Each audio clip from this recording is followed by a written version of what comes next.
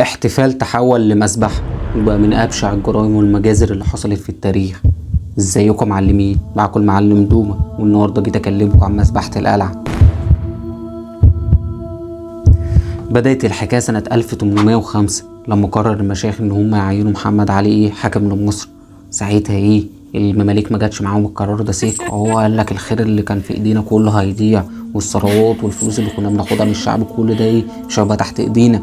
فبدأوا يجمعوا نفسهم وعملوا جيش من 1000 واحد كده جدعان بقيادة محمد بك الألفي، وقال لك احنا نطلع على محمد علي ناخد منه الحكم. بس محمد علي كان ذكي وعامل حسابه جدعان، وقدر يقضي على الحركة دي. فضل يطاردهم يا جدعان لحد ما طلعهم بره الجيزة خالص. ساعتها راحوا هربانين على على الصعيد، عشان الصعيد كان لسه تحت حكم المماليك. المهم بس محمد علي لما قعد مع نفسه كده قال لك انا مش هينفع اعديهم كده في الاول، مش طالبه وجع دماغ والكلام ده كله. راح عارض عليهم ان هو يديهم اراضي واطيون والكلام ده كله، بس بشرط ان هم يدفعوا له الضرايب والفلوس كلها اول شهر. وفعلا ادى مراد بيك مثلا وجه قبله كله، وادى شاهين بيك 10 كوره من محافظه الجيزه. وفضل الوضع هادي كده جدعان لحد سنه 1810 لما قرروا ساعتها المماليك ان هم ما يدفعوش الفلوس لمحمد علي. والله زي ما بقول لك، ساعتها محمد علي اتضايق كده وراح باعت لهم مرسول اللي هم يجيبوا الفلوس اللي عليهم. بس قالوا له لا، ما فيلكش فلوس عندنا، واللي عندك اعمله. كانوا شايفين بقى اللي نفوذهم مسيطر يا جدعان، ولا محمد علي مش هيقدر عليهم. فراح محمد علي راح اخد الجيش بتاعه يا جدعان وراح طالع لهم على الصعيد، وراح محاصرهم في اسيوط يا جدعان وقدر يهزمهم. ساعتها راحوا هربانين هم على اسوان، الا واحد شاهين بيك يا جدعان. ما شاهين بيك كان بيشوف مصلحته فين ويجري وراه. رايح لمحمد علي وقال له اعذرني يا باشا وحقك عليا ومش هعمل كده تاني. فساعتها محمد علي عفى عنه ورجع له الاراضي والكلام ده كله، بس بشرط واحد، ان شاهين بيك هينزل يقعد ساعتها في القاهره تحت عين محمد علي. وجاب له فعلا شقه في حي الازبكيه، وحي الازبكيه ده كان حي راقي يا جدعان، مش اي حد بيقعد فيه. محمد علي فكر برضو، قال لك انا مش هفضل كل شويه اطلع لهم الصعيد لو عملوا قلق، فانا هجيبهم في القاهره تحت عيني. يعني ساب لهم الاراضي والفلوس والكلام ده كله، بس هيبقوا تحت عيني في القاهره. وفعلا بقيه المماليك راحوا عاملين زي شاهين بيك ما عمل. بس هم برضو زي ما قلت لكم يا جدعان غلاويين كده، وكانوا بيحقدوا على محمد علي، وبرضو عاوزين يخلصوا منه. فعملوا له محاولات اغتيال كتير لدرجه ان في واحده منهم كانت هتنجح. ساعتها محمد علي اتضايق قوي وعرف ان مفيش امل منهم. والله زي ما بقول لك ان هم هيفضلوا معطلينه في اللي هو عن حكمه والحاجات اللي عاوز يعملها في مصر. فقعد يفكر عشان ازاي يخلص منه. وكمان ساعتها اللي كان مساعده في كده ان الشعب ما كانش بيحب المماليك، ما كانش ناسيلهم اللي عملوه يا جدعان. حتى الولي العثماني ما كانش بيحبهم، بس ما كانش لسه محمد علي يلاقي لهم طريقه يخلص بيها منهم.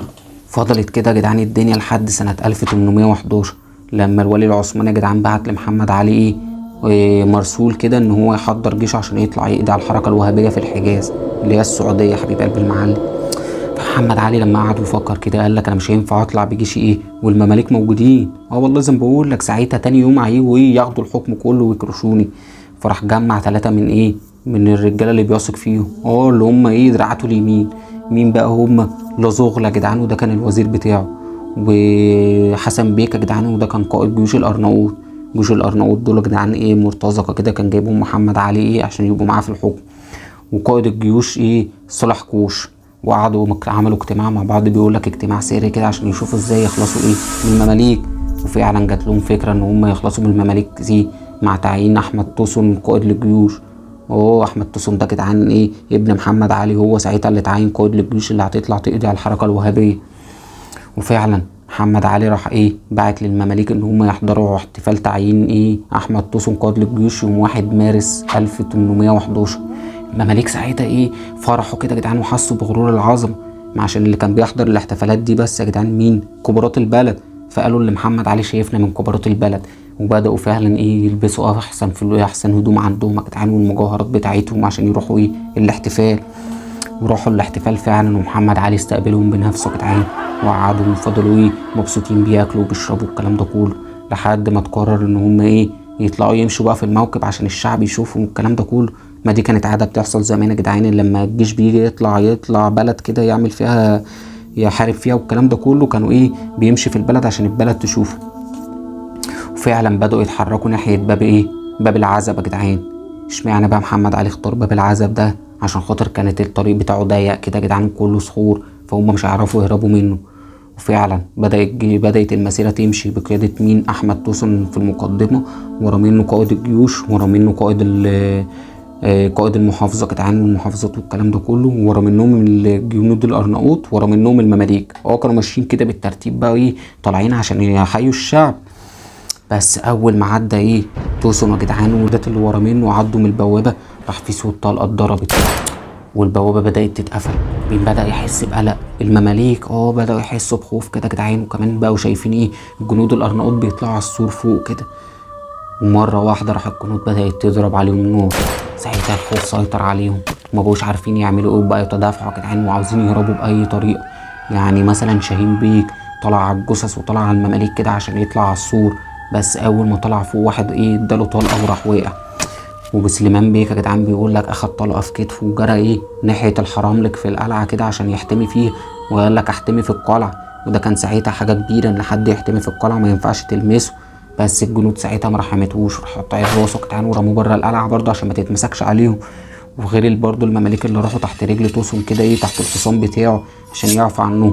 بس توسن ما بصلهمش حتى لغايه ما الجنود جم وقطعوا راسه.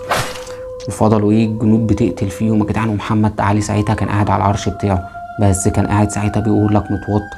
والله زي ما بقول. واللي قال كده مين؟ الدكتور الايطالي بتاعه لما دخل عليه عشان خاطر يهنيه، لقاه ساعتها بيقول لك ان هو وشه مصفر كده وقلقان وما بيتكلمش مع حد. تحس ان هو برده ما كانش حابب اللي بيعمله والكلام ده كله. وفعلا فضلت الجنود تخلص على المماليك كلهم اللي كانوا موجودين في القلعه. يجي مثلا بيقول لك مثلا اكتر من 400 مملوكي، بتاع 470 مملوكي كده. فضلوا يقتلوا فيهم لحد المغربيه كده حبيب قلب المعلم. مفيش ولا واحد فيهم عايش الا واحد بس حبيب قلب المعلم، كان اسمه امين بيك. جه متاخر كده. والله لازم بقول لك جه متاخر عشان تعرفوا الناس اللي بتتاخر والكلام ده كله ربنا بيحبكم. ما حضرش الاحتفال من اوله، وهو داخل كده جدعان سمع الجيش بيضرب في المماليك، فخاف ساعتها فاخد الحصان بتاعه وراح نطت من فوق سور القلعه. والله زي ما بقول لك سور القلعه ده جدعان 18 متر للناس اللي مش عارف. وفعلا بس قبل ما يوصل للارض يا جدعان راح فك اللجام بتاع الحصان وراح نطت عشان ما يموتوش. بقول لك نطت من 18 متر. الحصان بتاعه فعلا مات وهو اتصاب اصابات كتير.